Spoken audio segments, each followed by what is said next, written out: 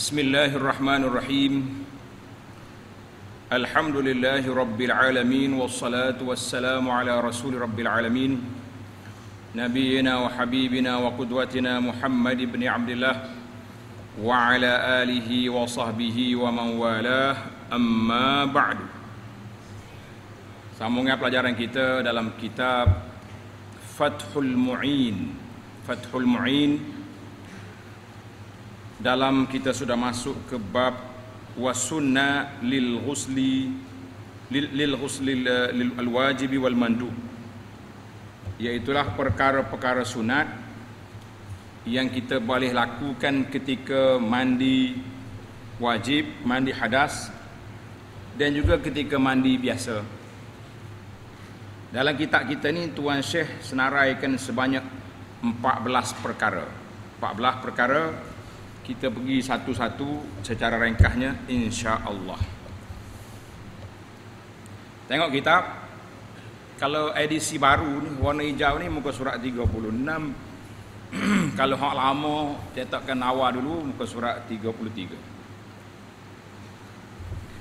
Dan disunatkan bagi mandi wajib dan mandi sunat itu beberapa perkara. Hak sunat ke, hak wajib ke, yang penting mandi tu ada sunat dia. Seperti letak nombor. Pelajar-pelajar letak nombor. Nanti cari nak jumpa, tak jumpa cari. Nombor 1, tasmiyatun. Apa tasmiyah? Membaca bismillah pada awalnya. Mula-mula kita nak mandi, kita baca bismillah. Sama juga dengan isu apa? Isu wudu. Kita nak mula wudu pun kita kena baca bismillah. Yang kedua, letak nombor 2, dan membuang kotoran. Sama ada kotoran itu suci seperti mani.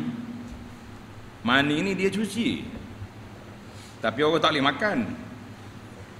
Dan hingus, mukhat, hingus. Inguh kita ni tidak najis. Sebab itulah dia boleh telan. Sedap ke telan inguh? Senyumnya tu biasa nampak tak? Maka kita kena buang dulu. Kalau ada mani, ada inguh dekat tubuh kita tu suci. Dan juga najis. Kotoran tu najis. Seperti mazi. Mazi najis, mani tidak, sebab asal manusia mani. Kalau tidak, manusia ni jadi najis. Walaupun mencukupi, wa in kafa lahuma ghaslatun wahidah, walaupun mencukupi atau memadai bagi kedua-duanya sekali kita cuci najis dan mengangkat hadas dengan satu basuhan saja, boleh ya.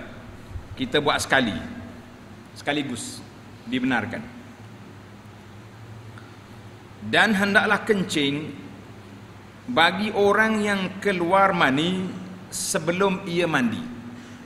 Mana orang yang nak mandi ni sebab keluar mani, maka dia kena kencing dulu, supaya keluar apa yang baki, yang tertinggal dalam alat dia tu bersama dengan kencingnya itu. Ini ahli-ahli fiqh ni kadang-kadang dia terlalu berhalus, terlalu teliti sangat, sampai mereka nak suci saluran itu kena pergi kencing dulu, buang, biar pasti tidak ada mani yang tertinggal kat dalam. Kemudian selepas membuang kotoran pada badan, kita pergi kepada sunat yang ketiga, hendaklah ia berkomor-komor. Hendaklah dia berkomor-komor. Yang keempat, istinsyak, menghisap air ke hidung. Mula-mula basuh, bersihkan najis-najis yang ada, kotoran yang ada. Kemudian kita berkomor-komor, istinsyak, isap air ke hidung. Yang kelima, kemudian ia berwuduk dengan sempurna. Tanda ni pelajar, kita kena berwuduk dengan sempurna. Bagi ittiba', dalam kitab ni banyak menggunakan ittiba'. Pelajar-pelajar tanda ittiba' maknanya mengikut dalil. Ittiba' yakni mengikut hadis yang diriwayat oleh Imam Bukhari dan Muslim. Apa dia hadis Bukhari Muslim? Tanda pelajar, hadis yang diriwayat oleh Sayyidah Aisyah radhiyallahu anha, qalat, Aisyah kata, kana Rasulullah sallallahu alaihi wasallam idza ightasala min al-janabati ghasala yadayhi wa tawadda wudu'ahu lis-salah. Nabi sallallahu apabila dia mandi daripada junub, dia basuh tangan dia dulu, kemudian dia berwuduk seperti wuduk untuk solat. Mana sempurnalah. Sempurna sudah. Hadis ini dikeluarkan oleh Bukhari dan Muslim. Maka kata Imam Ibn Hajar, tulis ni tak ada lagi kitab. Kata Imam Ibn Hajar dalam Fathul Bari, diambil hadis ini sebagai dalil sunatnya menyempurnakan wuduk sebelum mandi. Dan tidak dilewatkan membasuh kaki itu sehingga selesai daripada mandi. Ini hadis Aisyah menunjukkan Nabi kita ambil wuduk sempurna sekali ngebasuh kaki. Itu satu hadis. Hadis ni kita kena teliti sebab ada perbincangan. Tengok nota di bawah. Dan disunatkan baginya sentiasa berada dalam wuduk sampai selesai ia daripada mandi wajib. Mana bila kita dah basuh semua anggota, alat kelamin sudah dibasuh, jangan sentuh lagi lah. Kita ambil wuduk dengan sempurna dan kekalkan wuduk itu sehingga selesai mandi. Sunat. Sehinggalah kalau ia berhadas dalam masa mandi wajib, maka sunat baginya berwuduk semula. Ingat, sunat wuduk semula. Kalau tak ambil wuduk, sah dah. Sebab dia angkat hadas besar. Bila angkat hadas besar, hadas kecil automatik masuk. Tapi kalau angkat yang kecil, besar tak masuk. Yang ditegaskan oleh Syekh Al-Mahamili. Mahamili ini seorang ulama mazhab Syafi'i, bahawa wuduk disunatkan khusus bagi orang yang mandi wajib. Mahamili kata orang mandi sunat tak ada wuduk. Yang mandi wajib ya kena ambil wuduk. Ini adalah dhaif. Jadi kata Malibari, pandangan Mahamili di sini dhaif. Mana wuduk itu kepada dua-dua kumpulan. Sama ada mandi wajib, mandi junub, ataupun mandi biasa, mandi sunat. Dhaif yakni ikhtisas wuduk dengan mandi wajib saja. Tengok dalam kitab fiqh kita ni khilaf. Padahal kita kena belajar ilmu khilaf ni supaya kita tidak jadi berbalah. Baik. Yang afdalnya ialah kita pergi kepada yang afdal.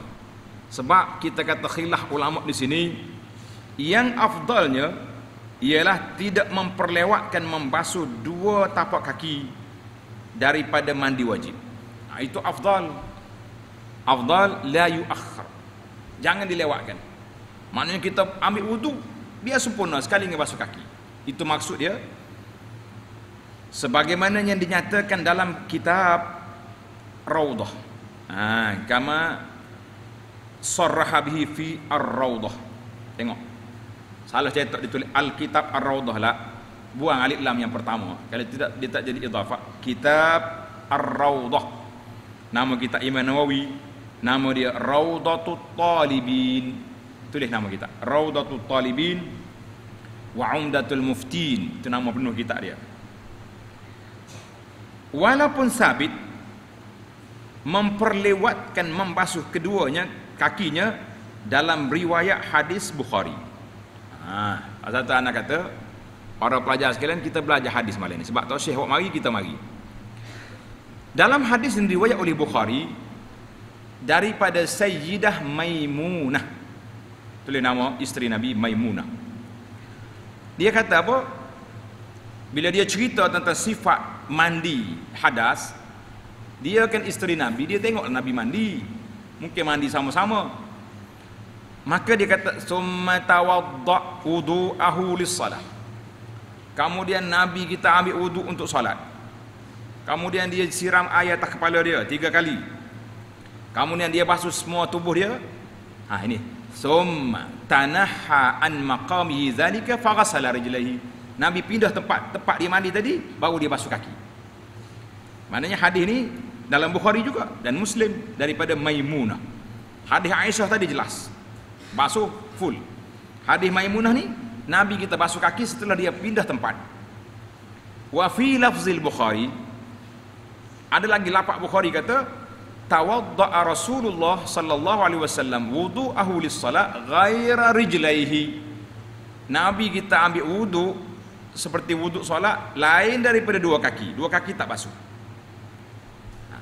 Hadis ini menunjukkan bahawa Nabi sallallahu alaihi wasallam melewatkan basuh 2 kaki. Tapi mazhab Syafi'i memilih terus basuh 2 kaki di awal lagi sebelum kita tamat mandi. Kata di Al-Hafidh Ibn Rajab, hadis ini menunjukkan bahawa dia Nabi kita tak basuh 2 kaki di awal wuduk dia, bahkan dia selepas selesai daripadanya. Ada ulama mengatakan itu basuh kali yang kedua. Sebab apa basuh kali yang kedua? Sebab boleh jadi ada pasir di kaki dia. Maka bila dia pindah tempat yang kering, dia basuh sekali lagi supaya pasir itu tak melekat untuk dia masuk rumah dia ke masuk dalam masjid. Kita kata wallahu alam, sebab itulah khilaf para ulama Islam dalam masalah ini. Ada kata mazhab Syafi'i, mazhab Hanafi kata tak, jangan dilewatkan, basuh terus. Mazhab Maliki mengatakan sunat basuh kaki setelah selesai mandi. Abilah kita kata yang pentingnya Imam Nawawi kata apa? Tulis itu pelajar. Qala an-Nawawi wa hadzanil qaulan innama huma fil afdal. 2 kaul ni nak pilih hak mana afdal je, basuh kaki penuh ataupun basuh setelah selesai mandi. Wa illa fa kaifa fa'ala hasalal wudu. Kalau macam mana membuat pun wudu itu terhasil. Wa qad sabatal amrani fi sahih. Dua-dua kaifiat itu telah sabit dalam kitab sahih Bukhari daripada amalan perbuatan Nabi sallallahu alaihi wasallam. Intaha minal majmu'. Baik, balik ke kitab kita. Jika ia berwuduk di tengah-tengah mandi, contohnya orang ni dia tak ambil wuduk awal, tengah mandi baru teringat ke sunnah, atau selepas mandi, maka hasillah baginya pokok sunnah. Boleh juga sunnah dia kata. Hasil aslus sunnah. Tetapi yang afdal bahawa ia mendahulukan wuduk itu sebelum mandi wajib, dan tidak berwuduk itu dan tidak berwuduk, maknanya tidak ambil wuduk dalam mandi wajib ini dihukumkan makruh. Jadi makruh. Siapa dia tak ambil wuduk, orang itu dikira makruh. Mana perbuatan dia itu tidak comel, tidak baik.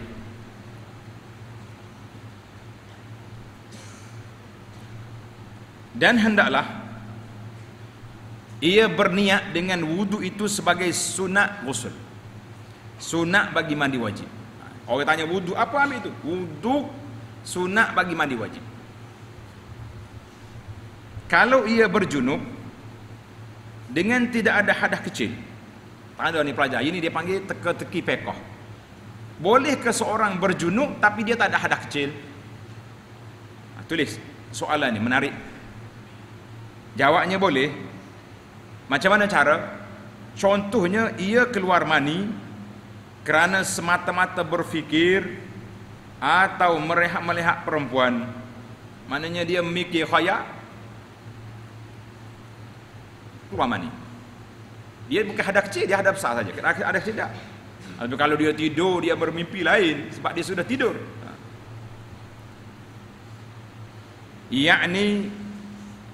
Kalau tidak ia ada hadas kecil selain dari junub, maka hendaklah ia berniat mengangkat hadas kecil, dan sepertinya dengan ia berniat sunat mandi itu. Mana kalau dia ni memang ada hadas kecil, ada besar dua sekali, Jadi eloklah wuduk tu kita niat angkat hadas kecil dan sunat mandi.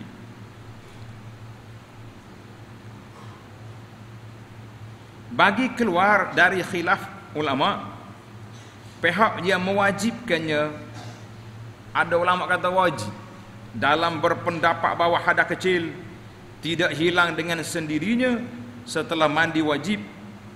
Mandi wajib tu hadas besar, tapi hadas kecil tak hilang, dia tidak tuing sekali. Ada juga pandangan ulama di situ. Anda tengok dari syarah dia ni Anah pun tak sebut siapa dia orang tu, yang merupakan hadas besar. Baik. Bila ia berhadas setelah terangkat junub dari anggota-anggota wuduk, wajib baginya wuduk secara tertib serta dengan niat. Mana dia selesai dah wuduk, dia berhadas semula setelah selesai daripada mandi basuh junub tadi, dia kena niat balik semula. Macam sudah mandi siap-siap, ambil kain tuala dah ketung pula dah. Dia kena ulang balik, ambil wuduk lain. Tamatlah kita yang kelima, tanda pelajar. Yang keenam, sunat yang keenam, insya-Allah kita ada 14 ni, sempat ni.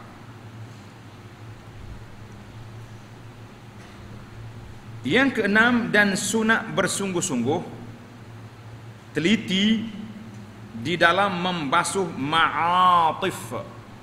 Tulis bahasa Arab, nanti nak terjemah payah. Ma'atif, mi'ain alif ta fa. Ma'atif maknanya anggota yang berlipat. Nih, sendi-sendi kita lipat-lipat tu, itu dia panggil ma'atif. Seperti telinga, ketiak, pusat, muq, dia kata muq ni tepi mata, dan bahagian badan yang pecah-pecah. Adakah tapak kaki kita pecah, ataupun kita kena ada air bisa, lepas tu dia pecah, mana kena masuk air situ. Itu dia panggil ta'ahud, mana ambil perhatian, teliti, basuh di tempat ini. Dan sungguh-sungguh maknanya ambil perhatian berat juga dalam membasuh pangkal rambut.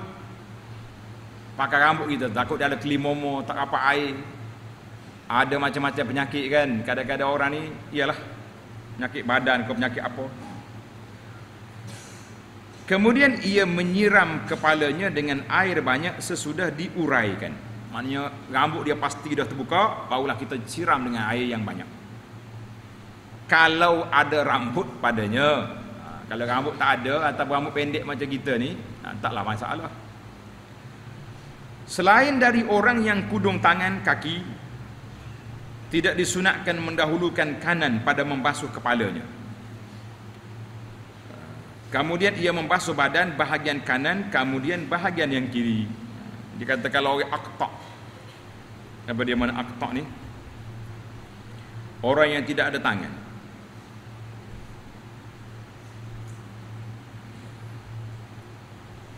Maka orang yang kudung tangan kaki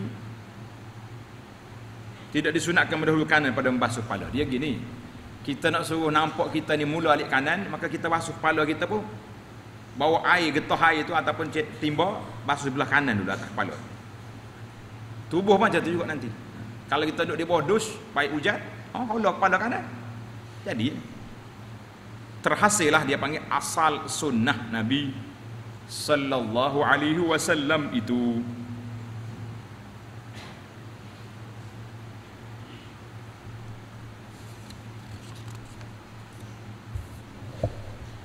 Yang ketujuh, tengok kita, dan yang ketujuh, dan sunat menggosok bagi bahagian badan. Sunat kita gosok semua dengan tangan kita ni badan, yang boleh sampai tangan pada badannya.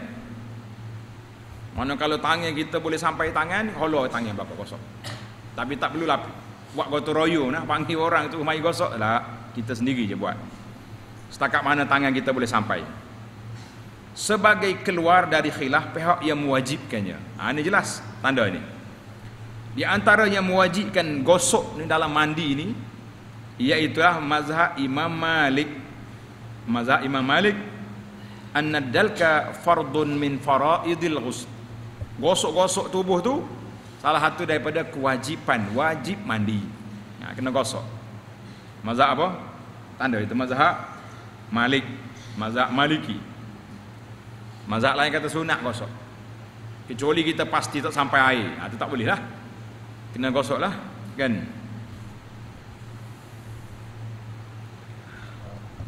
Yang ke-8, dan sunat meniga-niga. Apa makna tiga-tiga? 3 kali basuh setiap tempat. Dalam membasuh seluruh badan, kita kena basuh 3 kali. Timba sekali, 2, 3. Juga sunat meniga-niga kali dalam menggosok, membaca tasmiyah dan zikir selepas mandi wajib itu. Ini pelajar-pelajar tulis, kita kata wallahu a'lam. Semua benda tengah 3 kali, yang ada dalam sunnahnya 3 kali. Ini nak waktu Nabi basuh je. Hak dia baca selepas daripada mandi, tak ada pula riwayat taslis 3 kali. Kalau kita boleh baca sekali memadai, alhamdulillah. Yang kita bimbangnya, kita ni hanyut lara sekali pun tak baca. Itu yang ditakuti. Sebab apa kita takut? Kita takut kita ni tak tahu ke mana, tidak tahu ke arah mana dalam ibadat kita kepada Allah Azza wa Jalla.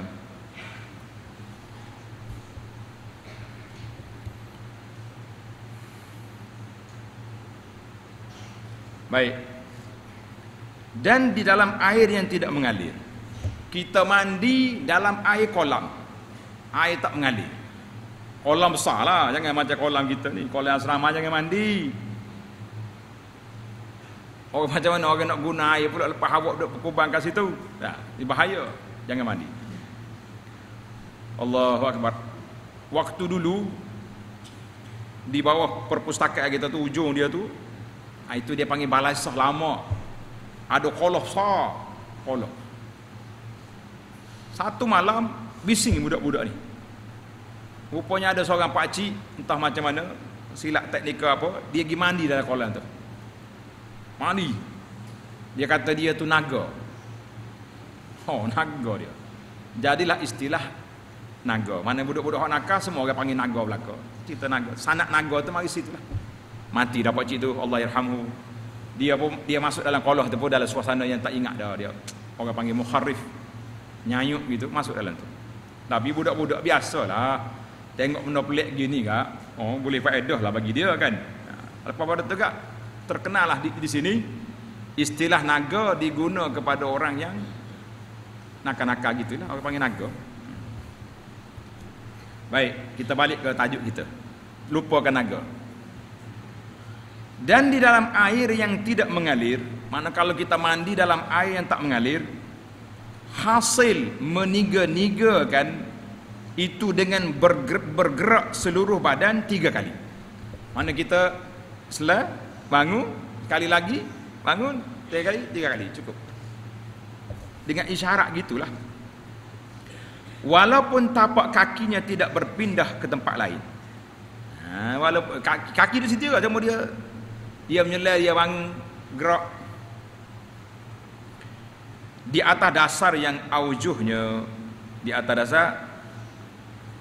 mana pandangan yang aujuh, yang lebih, orang panggil lebih tajam lah dalam masalah ini. Nombor 9 tanda. Dan sunat yang ke-9 menghadap kiblat. Tuan Syekh kata kalau nak mandi kena hadap kiblat. Tanda lah, tulis. Kita hari ni hadap kiblat ke hadap ke mana? Yang sunat kita menghadap kiblat ni waktu apa? Waktu mana? Waktu nak solat, kan? Waktu kita doa, waktu kita baca Quran, itulah kita baru kita kata sunat menghadap kiblat. Tapi adakah mandi wajib ni ada dalam sunnah kita menghadap kiblat? Kita kata wallahu a'lam, tidak ada riwayat yang menyebut sedemikian. Jadi adaklah ke mana-mana pun setakat mana yang kita boleh, terutama ni kalau bilik mandi kita tu sempit, ada ke arah mana. Baik, sempena dengan cerita menghadap kiblat ni. Ada satu cerita dia panggil. Ataupun kita sudah dulu.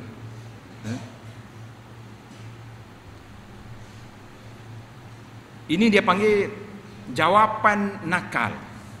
Sarkastik daripada ulama-ulama fiqh kepada soalan orang tanya. Anda, soalan yang pertama, orang pergi tanya Syekh Ikrimah. Ikrimah ni ulama besar di kalangan salaf. Dia kata, Syekh, saya bermimpi ada seorang tuduh saya berzina. Dia panggil qazaf. Apa hukum? Apa hukum dia? Dia mengikut dalam Islam, kalau orang tuduh orang zina, tak ada bukti, kita kena sebab dia 80 kali sebab. Qazaf. Syekh kata, oleh kerana dia tuduhmu dalam mimpi, bukan tuduh sungguh, maka hukumnya idrib zillahu samanin. Ambil, pergi pukul bayang dia 80 kali. Jawapan akal tu, pukul bayang. Sakit pukul bayang? Sakit. Gila bayang sakit. Tak. Cerita ni ditulis oleh Az-Zahabi dalam kitab Siyar A'lamun Nubala. Seorang lagi daripada A'mash, seorang mari tanya Syekh Sya'bi, Amir Asy-Sya'bi, ulama salafus salih. Dia kata, Syekh Sya'bi, masmu mra'ati iblis. Iblis tu bini dia nama apa tanda ni. Iblis bini dia nama apa? Qala zaka ursun ma syahidtuhu. Maaf saudara, perkahwinan iblis dengan bini dia aku tak hadir. Mana kalau hadir nampaklah kak jemputan tu tak? Iblis bini dia nama Iblisah contohnya. Okey juga. Dia kata aku tak hadir perkahwinan dia, jadi aku pun tak tahu. Pada gitu ya jawapan dia. Pasal nak cerita bab mandi tadi. Seorang laki-laki mari tanya Imam Abu Hanifah. Imam Abu Hanifah, dia kata, ya Imam, saya masuk dalam sungai, saya buang semua pakaian saya, telanjang lah kan. Fa ilal qiblati atawajjah am ila ghairiha. Dia buang baju dia letak atas batu, dia terjun dalam sungai. Jadi dia kata, aku nak hadap kiblat ke tak payah hadap kiblat? Ini cerita dengan hadap kiblat ni. Sebabnya kalau kita nak buang air kan, Nabi kita larang menghadap kiblat atau membelakangi. Sebab tu dia mari tanya, dia kata, Syekh, aku ni tak pakai pakaian, duduk dalam air dalam sungai, aku nak hadap kiblat ke hadap ke mana? Qala al-imam, Imam Abu Hanifah kata apa? Al-afdal an yakuna wajhaka ila jihati thiyabik. Yang afdalnya menghadap mukamu ke arah bajumu, supaya orang tak curi. Nanti kalau orang lari kain dia nak naik macam mana lepas ni? Lepas mandi nak naik ke mana? Ini dia panggil fuqaha al-fuqaha, cerita-cerita nakal dalam kitab fiqh, disiar oleh Syekh Al-Marah fil Mizah. Macam-macam cerita, wallahu alam. Baiklah. Sebab tu dalam kitab ni kata menghadap kiblat nak mandi, kita kata tidak ada dalam laporan yang Nabi kita kata mandi hadap kiblat. Yang Nabi kita larangnya buang air menghadap kiblat itu ada, atau membelakangi kiblat. Baik, kita pergi kepada yang ke-10. Muwalatun. Naklah kita mandi itu berturut-turut, jangan basuh kepala pasnya. Lepas tu pergi basuh telinga pula. Buang balik basuh tangan pula. Tak. Basuh terus. Yang ke-11, dan tidak berkata-kata tanpa hajat. Kalau kita tak ada keperluan, waktu duduk mandi tu jangan duduk yoya-yoya, duduk buah, duduk cakap, jangan.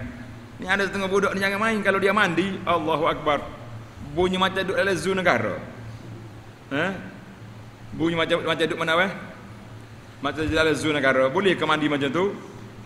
Jawab dia tak boleh kan. Mana boleh mandi lah tu. Orang tidak beradab, kita dia panggil mandi macam tu, dia panggil orang tidak beradab. Maka jangan berkata-kata kalau tidak ada keperluan. Tapi kalau kita tahu, kita duduk dalam tandah ni, kita tengok ada ular ke masuk ada, orang sebelah tu tengok, ataupun contohnya Allahumma salli Muhammad, air putus. bilik kita duduk ni tak ada air, air dia cabut. Bolehlah kita minta bantuan kawan sebelah rescue, hantar mari bomba mari kan. Baik, kita pergi kepada yang ke-12.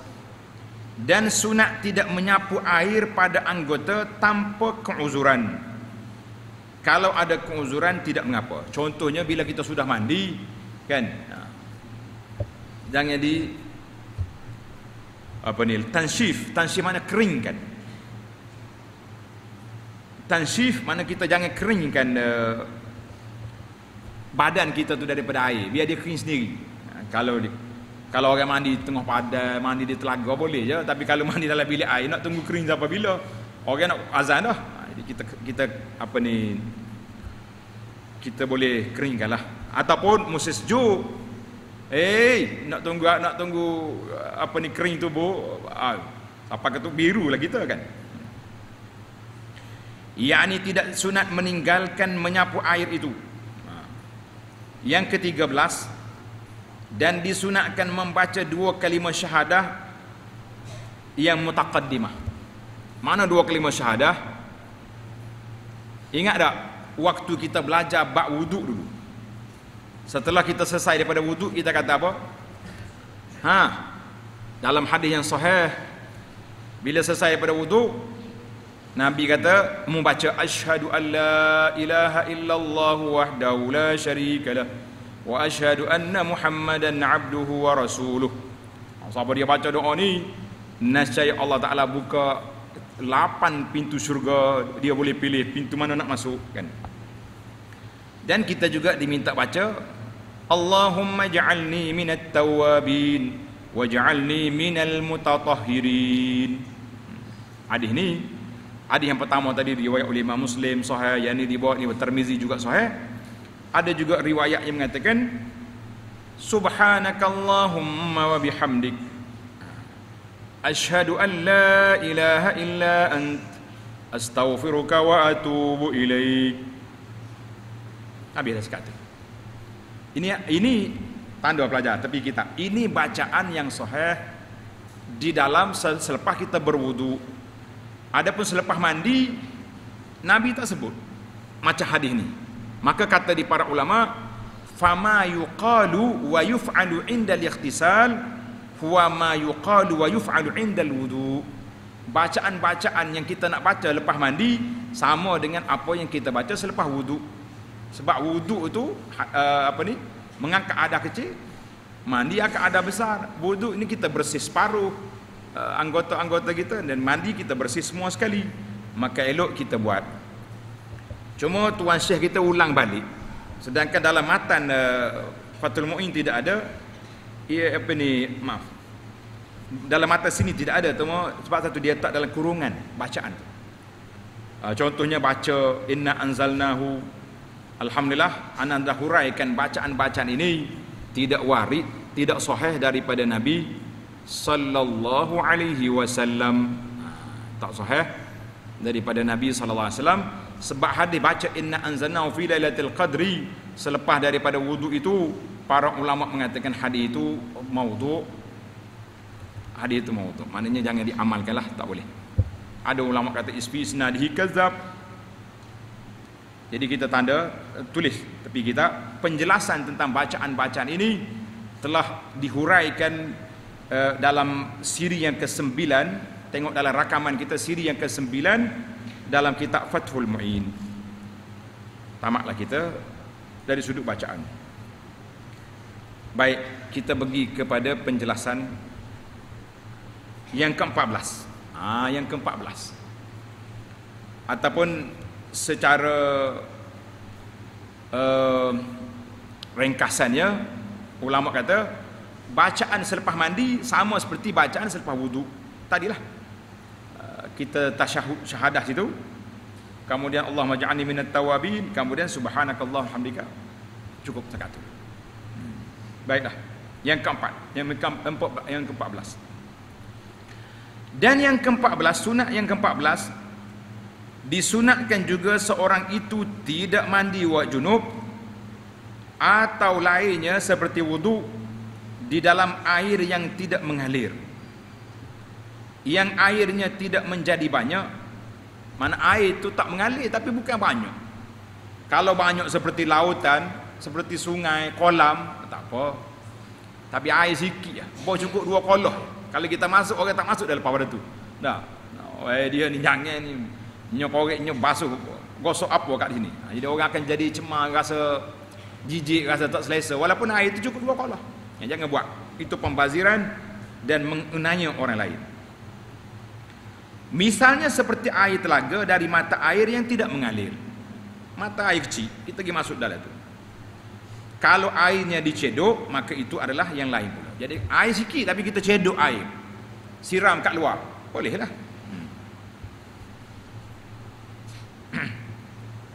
Baik, kita pergi kepada far'un.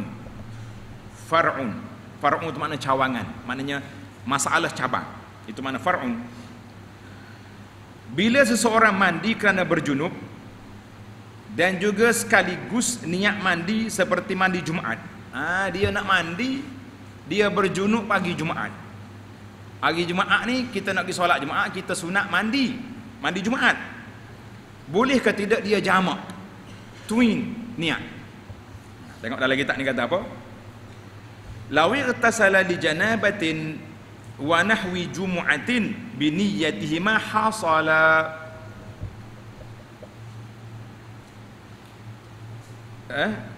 Bila seorang mandi kerana berjunub dan juga mandi kerana nak mandi sunat Jumaat, berserta dengan mandi junub itu dia niat sekali. Saja aku mandi hadap sah di hari Jumaat sekali, maka hasillah kedua-duanya. Terhasil, boleh mandi sekali. Sekalipun lebih afdal dipisahkan masing-masing dengan mandinya yang tersendiri. Afdalnya kita mandi dululah, mandi junub siap-siap. Kita pun tidak nak pergi Jumaat lagi kan. Baru mandi pukul 10 contohnya. Nak pergi Jumaat pukul 12 nanti, mandi sekali lagi sunat Jumaat. Atau ia mandi dengan niat salah satunya, berniat mandi wajib sahaja, atau berniat mandi sunat Jumaat saja. Tak boleh. Sebab kalau dia niat mandi sunat Jumaat saja, dia ada wuduk, dia ada junub, tak terangkat. Kena ambil hak besar, niat mandi Jumaat. Hak apa ni, yang sunat, niat mandi junub saja, niat Jumaat tu automatik masuk bawah. Macam kita masuk, orang dah azan. Bila orang azan kita masuk masjid, kita salat sunat apa? Tahiyatul masjid ke qabliyah? Qabliyah, kan? Sebab apa qabliyah? Sebab itu yang disyariatkan, dituntut pada waktu itu. Mana tahiyatul masjid? Automatik masuk di bawah qabliyah. Alhamdulillah.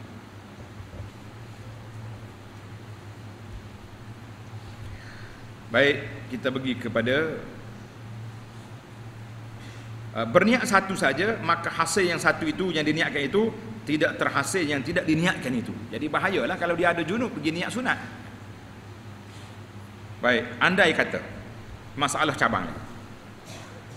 Kalau seseorang itu berhadas, mula-mula dia berhadas, kemudian dia berjunub, yakni ia berhadas kecil, lepas itu berjunub, atau berjunub dulu kemudian berhadas kecil pula, atau berlaku serentak kedua-duanya, cukuplah sekali mandi sahaja baginya. Walaupun ia tidak berniat beserta dengan mandi wajib itu melakukan wudu, dan walaupun ia tidak membasuh anggota badannya dengan tertib sebagaimana semestinya di dalam wudu. Jadi jadilah hak wudu dia masuk di bawah yang besar. Sebab wudu ya hadas kecil itu kecil, dia masuk di bawah hadas besar.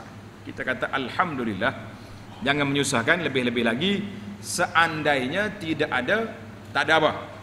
ada musim-musim air payah, baiklah kita mandi sekali je lah. Far'un, cawangan lagi. Banyak cawang kita, banyak cabang. Disunatkan bagi orang yang berjunub yang berada dalam haid dan nifas. Orang junub, tanda situ. Yang pertama, orang yang berjunub. Pelajar-pelajar kena ingat, berbeza orang yang berjunub dengan haid nifas. Haid nifas itu hadas besar juga, tapi dia punya kuasa bukan di tangan dia. Bila nak tamatkan haid, dia tunggu darah tak ada, baru boleh tamat.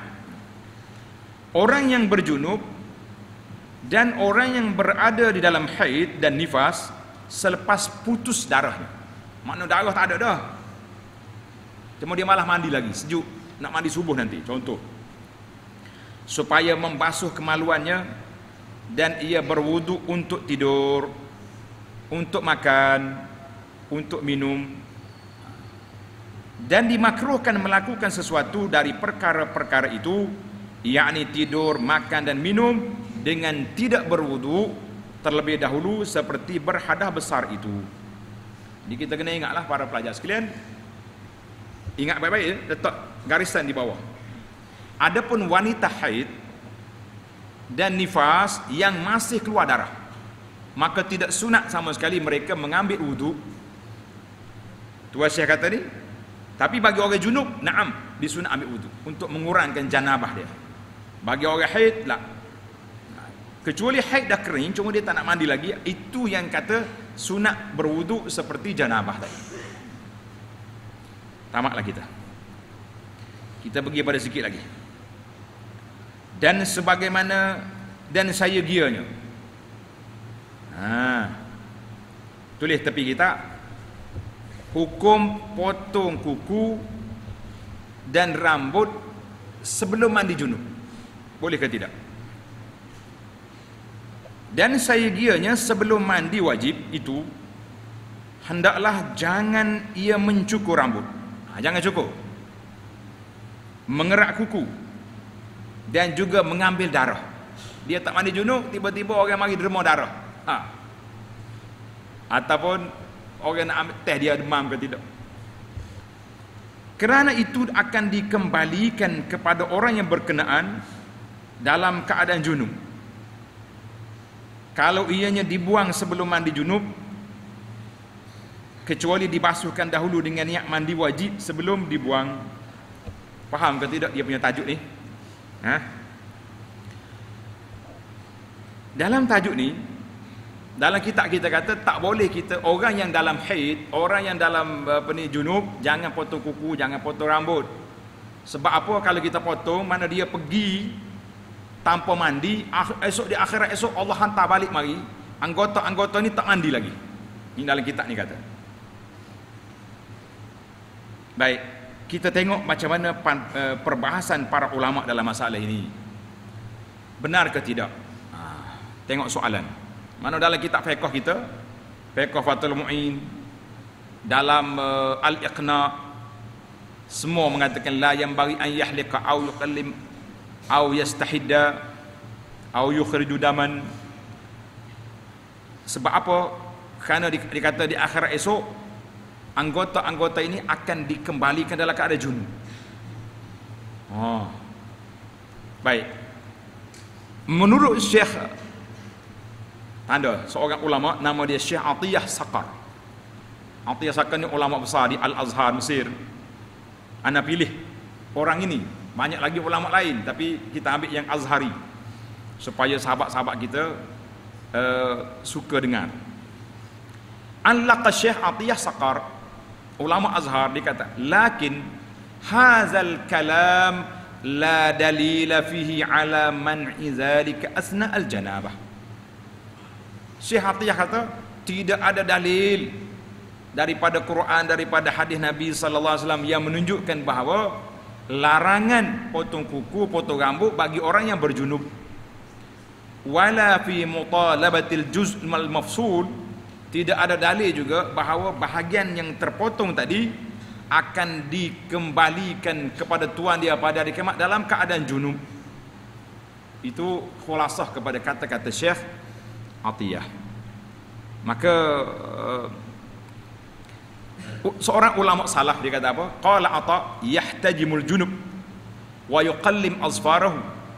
Boleh je orang berjunub ambil berbekam, potong kuku, cukur kepala walaupun dia tidak lam yatawadda, belum berwudu.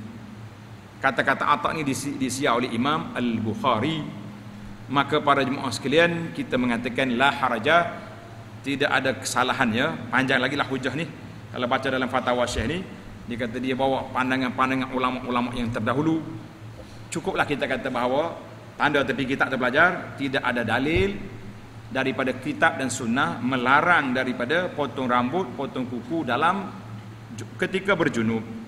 Dan juga dalil yang mengatakan bahawa anggota ini akan kembali di akhirat esok dalam keadaan berjunub. Kita kata wallahu alam. Tapi itulah pandangan ahli fiqh kita, ada dalam kitab-kitab mereka. Baik, kita pergi kepada isu yang terakhir. Ya. Isu terakhir ni agak sensitif sikit. Nak dengar kata tak? Nak tengok kitab. Dan harus tulis tepi kitab, tulis tajuk dia, hukum mandi telanjang. Sudah. Senyum belaka budak-budak ni. Pada satu zaman dulu suka kita mandi di kolah. Ramai-ramai semua kena pakai kain basahan. Sekarang ni duduk asrama, masuk dalam bilik masing-masing senyap. Dan harus bagi seseorang itu bertelanjang untuknya. Ia ini untuk mandi waktu di dalam khulwah. Iaitu waktu berada seorang diri. Maknanya tak ada orang dalam bilik dia ni, dia seorang. Boleh ya dia tak pakai baju, tak pakai kain. Atau harus membuka pakaian waktu berhadapan dengan seseorang yang dibolehkan melihat kepada auratnya, seperti isterinya. Suami isteri nak jimat pakaian, masuk dalam bilik, dia buka baju dua-dua. Harus. Seperti isteri atau hamba perempuannya. Namun mandi di dalam menutup aurat adalah lebih afdal. Kalau gitu, walaupun dalam tandas, dalam bilik mandi seorang kita, ada lagi makhluk lain duk tengok tu. Makhluk lain. Jadi kita kena tutup degatlah aurat kepada dia. Itu lebih baik, lebih afdal. Iaitu di hadapan orang yang boleh melihat kepada auratnya, dan juga waktu dia bersuci seorang diri di tempat mandi, afdal pakai kain basahan. Dan haram mandi telanjang di tempat ada orang yang haram melihat kepada auratnya. Tak boleh. Kita pergi tempat orang ramai, kita pergi mandi telanjang situ, jangan. Sebagaimana juga haram ia bertelanjang di dalam khalwah tanpa sebarang hajat. Kalau kerana hajat seperti kerana mandi bersejuk-sejuk, tidak mengapa. Dia tak ada hijau, tapi saja tak nak pakai baju, tak nak pakai seluar dalam bilik seorang-seorang dia. Kita kata kita bukan duduk dalam zoo, kita duduk dalam rumah. Orang duduk dalam rumah paling tidak pun pakailah seluar. Tak. Jangan petanda langsung, tak ada.